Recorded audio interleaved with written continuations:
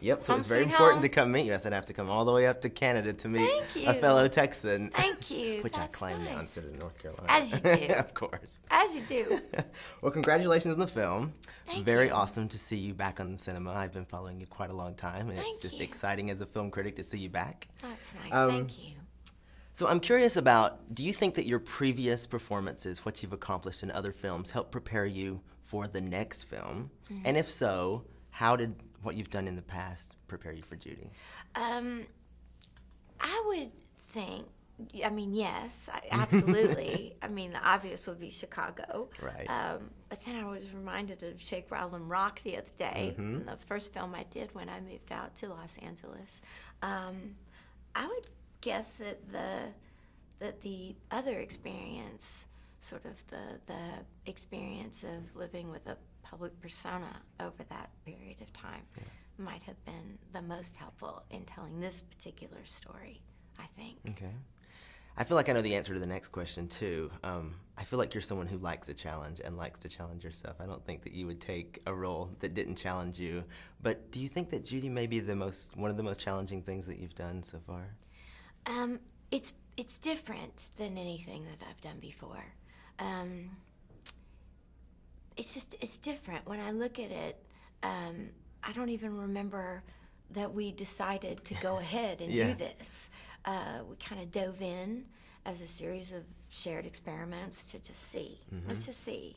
And then let's push it a little bit more and see, and push it a little bit more over here and see, and then let's add this and add that. So it's just this process of exploration that never stopped.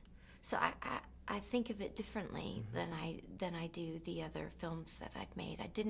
It was immersive in a way that felt different. Okay. Is there one specific thing about Judy Garland that you wanted to make sure that audience left with, above anything else, that you wanted to make sure that maybe people who didn't know anything about Judy Garland, that they got that little bit of something before they left the theater? Well, there might be two things. Okay. The first would be context, to better understand what led to the circumstances that she found herself living with at the end of her life, and her humanity. Because there's a big difference between the woman who stands on the stage and what she shares with the world and what she keeps for herself and her private experiences when she goes home at night.